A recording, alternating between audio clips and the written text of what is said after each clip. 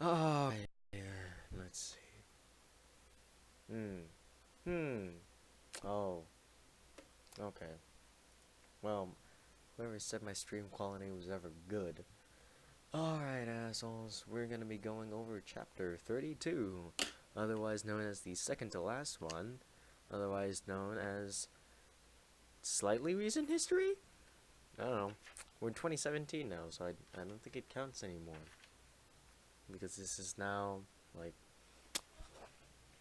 30 years ago? 40 years ago?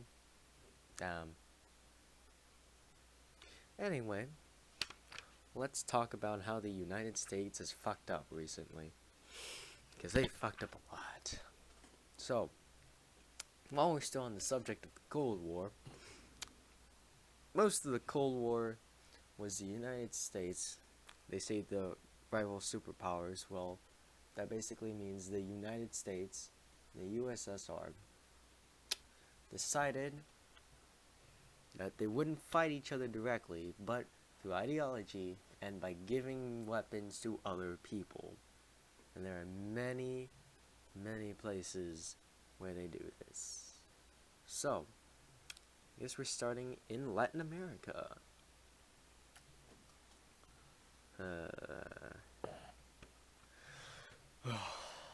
Too tired for this shit. Alright. The fuck? I just read this.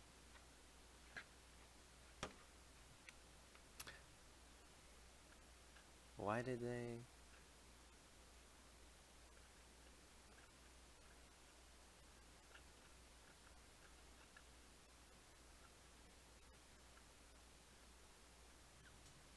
Oh, yeah. So basically, Brazil and was it 1964 did a thing. Yeah, I know, I'm not writing down anything. Fuck it. Minimize this, listen to it in the background. Fuck it. Alright. That makes life a lot easier. So, Brazil in 1964 decided, or rather their army decided, that the constitutional government could go fuck itself. And they suspended the constitution, outlawed all political parties, and said fuck you to former presidents and opposition leaders. They sanctioned death squads to go kill people, as the name kind of fucking implies. And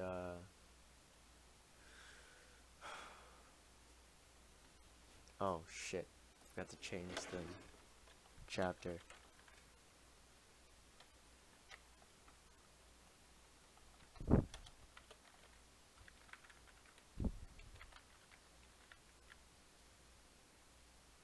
Okay.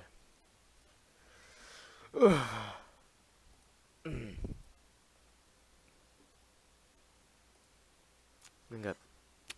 And so they basically created a dictatorship that promoted industrialization while killing lots and lots of people. And they said, here, foreign-owned companies, you come here, you get cheap-ass work, and you give us fucking money. And so this combination of dictatorship, repression, and the promotion of industrialization and capitalism was known as the Brazilian solution. Now this fucking solution was imposed across places such as Chile and, just the entire region. So in 1970, this guy named okay, there will be some writing, as in I will write down the name while I call them an asshat. So don't minimize, because there's a lot of names in this fucking chapter. So this Chilean asshat decided that he wanted to do some socialist policies.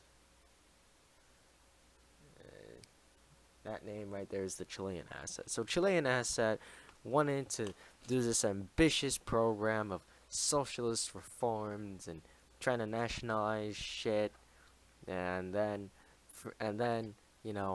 we're America, and we like fucking capitalism. So from the beginning, our wonderful president, Richard Nixon, tried to tried to subvert the government. And so, you know, basically the new government got hit with shit like inflation, protesting, declining foreign trade because they were like, you gotta be fucking capitalist, bitch. Military uprising supported by the United States overthrew Allende. Oh, hey, I could pronounce it. I don't give a shit. Overthrew the Chilean asset, and then him and thousands of Chileans died. Thousands more were jailed, tortured, and imprisoned. And then once in power, the military Chilean asset rolled back Allende's reforms, reducing, basically making it capitalist. Argentina then followed up. Remember the Peron people? They got destroyed by the military. And also that was called the Dirty War. Not dirty as in the sense of fucking, but dirty as in the sense of as illegal imprisonment, torture, and execution. Pretty bad, you know. And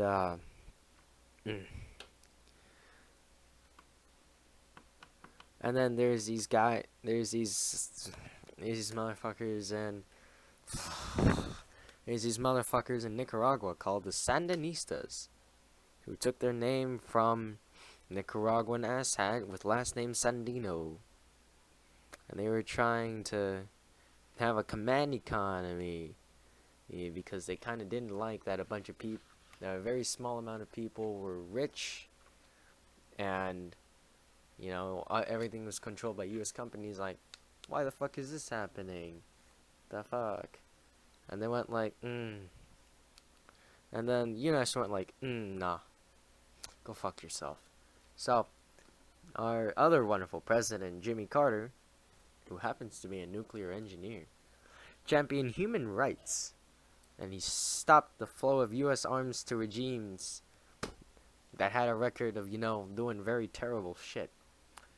And he gave Panamanian sovereignty to the Canal Zone, but he couldn't find common ground with the Sandinistas. Now, in the next president, the conservative god, Ronald Reagan, basically went like, why the fuck did we let this revolution go through? Clearly, this is our problem. And so, but Congress at this point was kind of sick and tired of the military shit and went like, no, go fuck yourself. So they couldn't really send too much, but they did make things called the Contras. It's not Contras in the game up, down, left, right, base, select, start for 30 lives, but they're Contras, which were, proxy force of Nicaraguans that were counter-revolutionaries. Wait, did we go over proxy wars? Pretty sure we went over proxy wars. As a reminder, proxy wars were the fucking wars where the U.S. sent weapons to a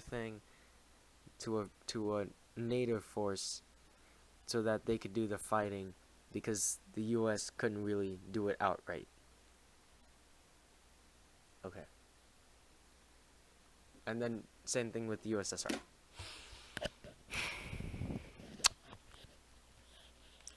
And so now the cheeky ass Sandinistas went like, I'm pretty sure more people support us than the United States Contras, so let's call for a free election. But they didn't know the people opinion, and so the majority of Nicaraguan voters went like, fuck violence, we're gonna vote for the middle of the road guy. And in El Salvador, there's this guerrilla movement called the FMLN, which seemed on the verge of taking power by rebelling, and as a response, the U.S. opened its ass and shit money onto the El Salvadorian army so that they could fight the rebels. I mean, this was undermined by the fact that the El Salvadorian army kind of killed an archbishop and other Catholic clergy with death squads. But eventually, the defeat of the Sandinistas in Nicaragua and the fact that the Soviet Union literally died kind of forced the rebels to negotiate peace. And then they became a civilian political party. Kind of like, I don't know. What's a third part? What's a third party in the United States? I can't think of one. The Green Party. What if they used to be revolutionaries who killed lots of people, and then they became the Green Party? So think of that like what happened to the FMLN. Totally. Okay. And then eventually all the dictatorships got kind of fucking destroyed because they were kind of fucking shitty. And most of the popular desires went like, fuck you, I want a constitution, man. It's a lot better. You know what? And it is. Just like in America. Okay. Trying to fix something real fast. Okay. So, and at the same time, the U.S. has increased influence in Latin America because fuck yeah, the United States. Okay. Moving on to the Islamic revolutions in Iran and Afghanistan. So, let's see. This guy named, let's see, let me make some room, delete the fuck it. So, Iranian Assad over here was the son of his father, succeeded him as the Shah of Iran. Let's see, yeah, I think that's how you spell it. So Iranian Assad over here was covertly helped by the CIA to keep his throne, so that the United States can continually have the favorable support from Iran.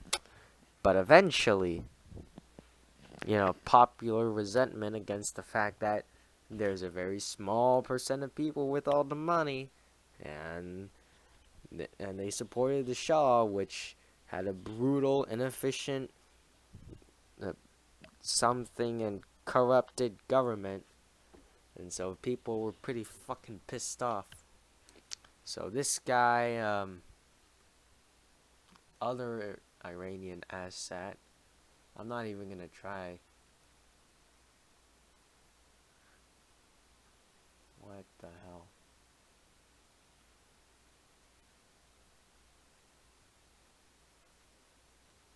I mean, this one's one of the bullet names, so I guess, like, know that guy in the middle. Right there. So, Iranian Assad number 2 became the leader of the opposition. And then, eventually, the massive protests ended the monarchy and created the Islamic Republic of Iran. And Iranian Assad number 2 was the supreme, basically, leader. See.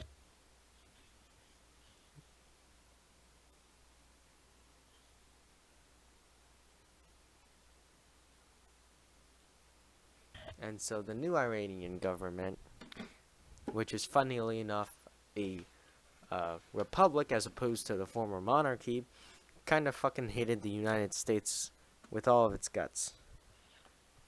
So, that kind of fucked up. And they also seized the U.S. Embassy in Tehran and held them hostage for 444 days. And the Americans couldn't do jack shit. So, humiliated, absolutely destroyed. Um, what else? Let's see. Oh, yeah. And after the Americans started trying to get the hostages, Saddam Hussein came in. Uh, and he tried to invade Iran. And then Americans went like, well, shit.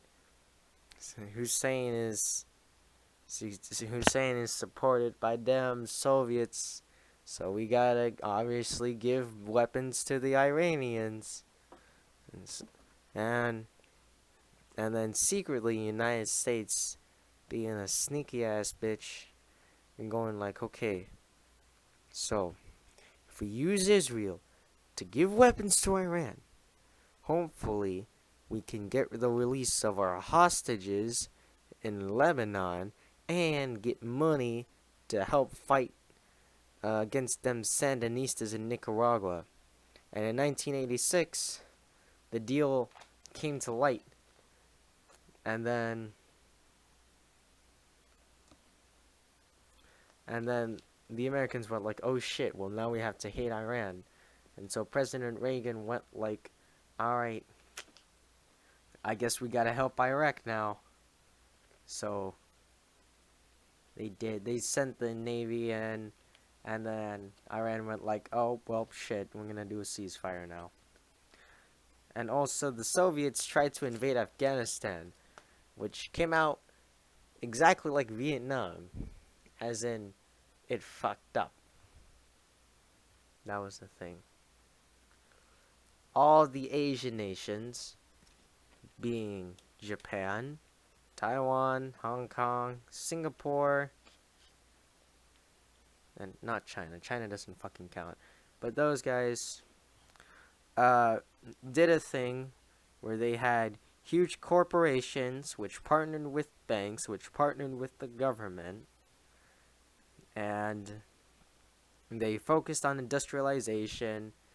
They had a hard-working labor forces. They invested heavily in education, and then they all had huge recessions later on as a combination of bad loans, banks, and other shit.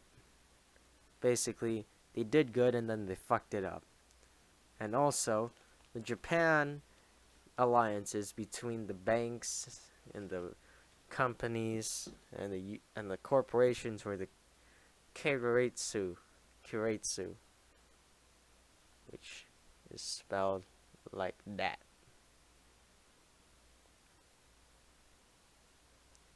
Assholes.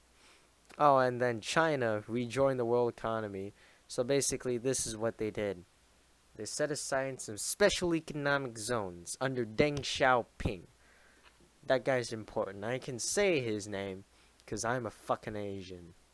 So I don't have to call him asshat. Deng Xiaoping. Okay? So he made it so that, okay, we got special economic zones here where it's basically a capitalist economy. The rest of it is still gonna be our fucking communist regime. So basically, one part of China, basically a capitalist country. The other part of China is basically a communist country. And then so there is this whole huge kind of a revolt kind of thing in this place called Tiananmen Square. How do I spell that? Tiananmen Square. A bunch of students and other motherfuckers got into a square and said "fuck you" to the government. I want a fucking democracy. And the government just kind of rolled in tanks and went like, go fuck yourself. So, people are just gonna be like, all right, fine, we'll just have a market economy over here, and then let you deal with your own shit over there in the communist shit pile.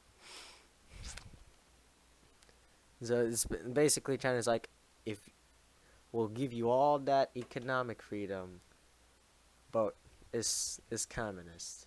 All right, motherfuckers.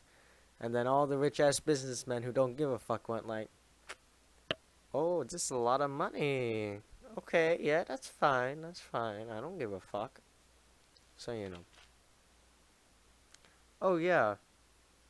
The Soviet Union collapsed. Okay, there's a couple of important names. Basically, the Soviet Union stopped being hardline communist and died. That's really it. So, this guy named Gorbachev, last leader of the Soviet Union, he went like, okay, okay, okay, I'll stop being so hardline communist. And he came up with this stupid ass bullshit called Perestroika. Perestroika. And so this Russian ass hat went like, okay, we're gonna restructure, we're gonna make everything better. Okay, don't make the USSR collapse. But this was the exact thing that was going to collapse the USSR. So like Poland made this shit called the Solidarity Movement, which is basically a movement to say fuck you to communism.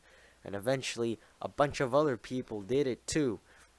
Who in a bunch of other nations, and basically communism fell everywhere. And by the 90s, communism's fucking dead. Yeah. There's this one asshat from Romania that refused to surrender power, and he just got executed. We'll write his name down for posterity.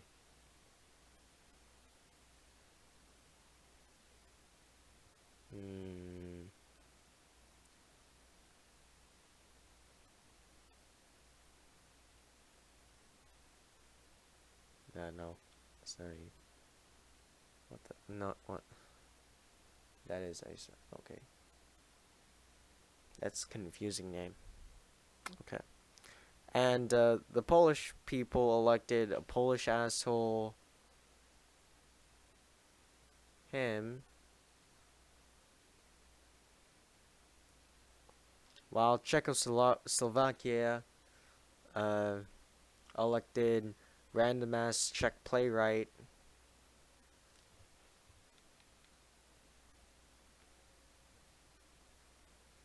him. I'm not gonna waste my time saying the names. They're just the asshats that were all elected.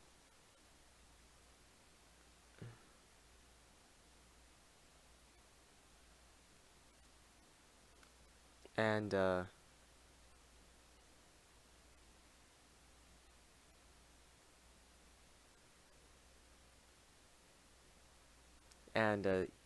yeah, and then so basically people said fuck you to communism. Boris Yeltsin led the Russians in this, and they created the Commonwealth of Independent States.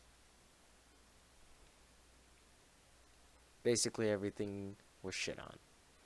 Oh, and Yugoslavia ended because they tried to do Muslim ethnic cleansing, and that kind of, that's kind of bad.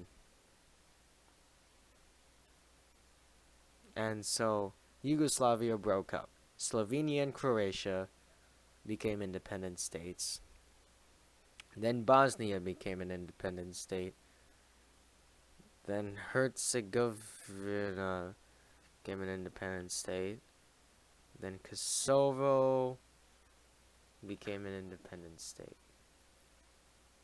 Okay. In Africa,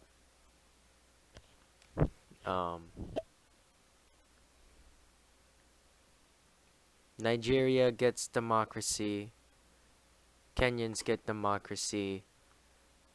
South Africa gets Nelson Mandela. And Rwanda kills the Hutu, kills the Tutsi people. They get the Hutu to kill the Tutsi. Yeah.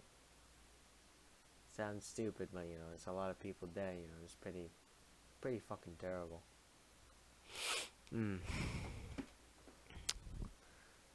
Oh, and Saddam Hussein decided to invade Kuwait because he wanted more fucking oil. He didn't think the United States would react. So the United States reacted and he got his ass fucked over.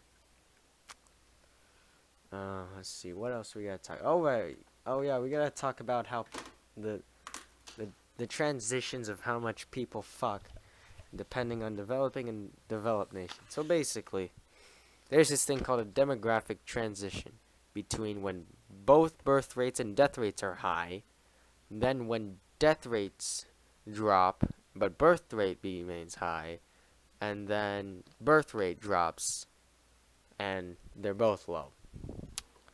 And basically what it is, if you're an industrialized nation, people don't fuck as much. If you're a developing nation, people fuck a lot. And so you got in places like South Korea and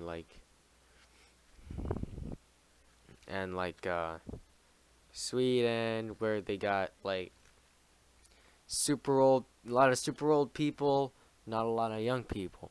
And then you have a developing nation, using the book, we'll use Pakistan, where they have like a couple million 16-year-olds every fucking year. So, yeah. Oh, yeah, there's a huge gap between rich and poor nations, I guess. I didn't really go over that real well. Cities are growing too fucking big, so much that people like Indonesia tried to say, go back to the countryside, asshole. And, let's see.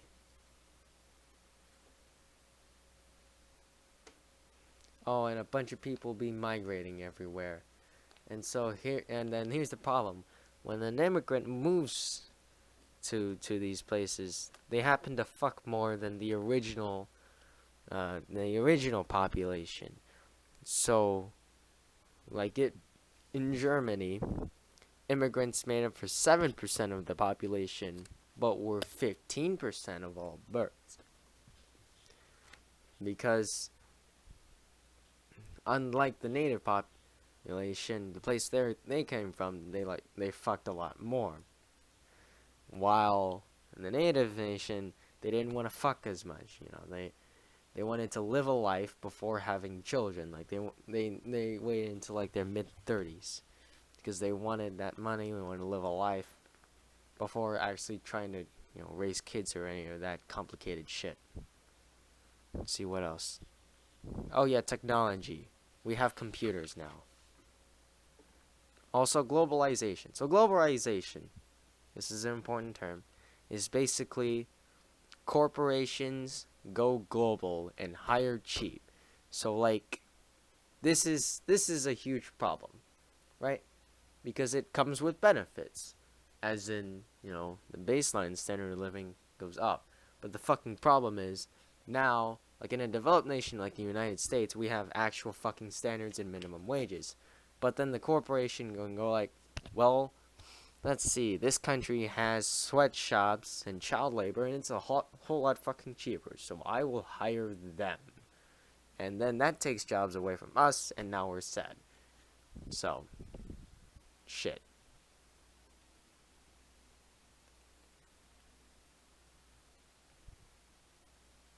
It might be a problem. And it's a hot button topic in politics today. Eventually, we'll figure it out. Globalization's too fucking important. We need this shit too much. But it is a pretty big fucking problem, as in, there aren't as many job opportunities for the worker when the corporations are hiring the workers from the cheaper places around the world. So, And also, we're trying to do economic stuff. but the United States has kind of put a dent in that. Because we change our minds a whole fucking lot, seeing as we change presidents every 4 or 8 years, and they tend to have drastically changing political opinions.